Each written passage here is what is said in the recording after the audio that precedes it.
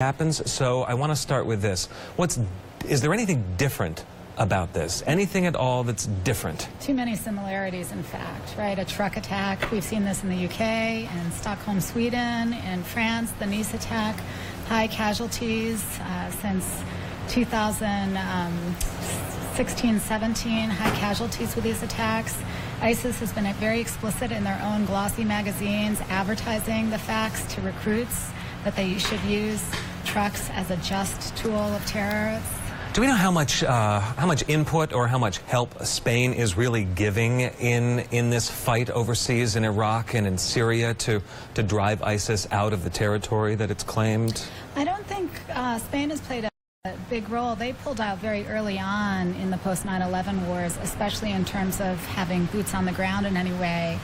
And actually, they've been very successful in not having a terrorist attack on their homeland since 2004. You remember the Madrid train attacks, which were pretty significant, over 160 people killed. So they've done a pretty good job at keeping these attacks at bay. I feel like I've asked you this before. Let's put up the graphic that just goes back just really a couple of months to detail the terror attacks that have taken place in Europe over the last couple of months, and it really is stunning when you look at it. We have the terror attack today, 13 killed. That number is likely, the authorities overseas just said, that will push higher. London Bridge, they killed 8 people. Manchester, 22. Stockholm, 5. The Westminster Bridge.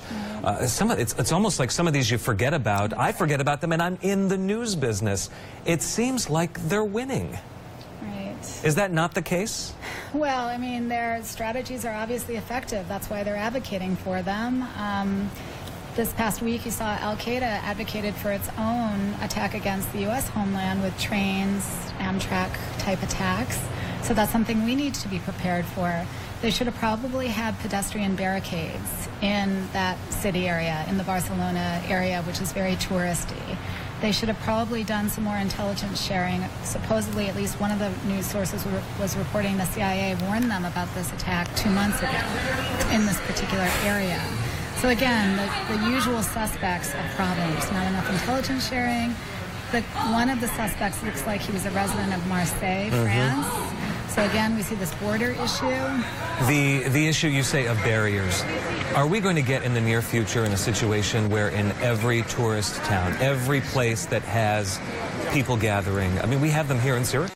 We have Armory Square, we have Hanover Square, we've got places where people like to sit outside and eat, where we see physical barriers to stop this? Yes. People who are proactive, governments who are proactive have them. All over New York City, for instance. But as you point out, even in Syracuse, they're a necessary part of really slowing down those vehicular attacks. They work. They work. Which is why they're in use. Yeah. Corri Zoli with Syracuse University. Thanks for coming in. You're welcome. Very much. As we continue, it's 75 degrees at 5:39.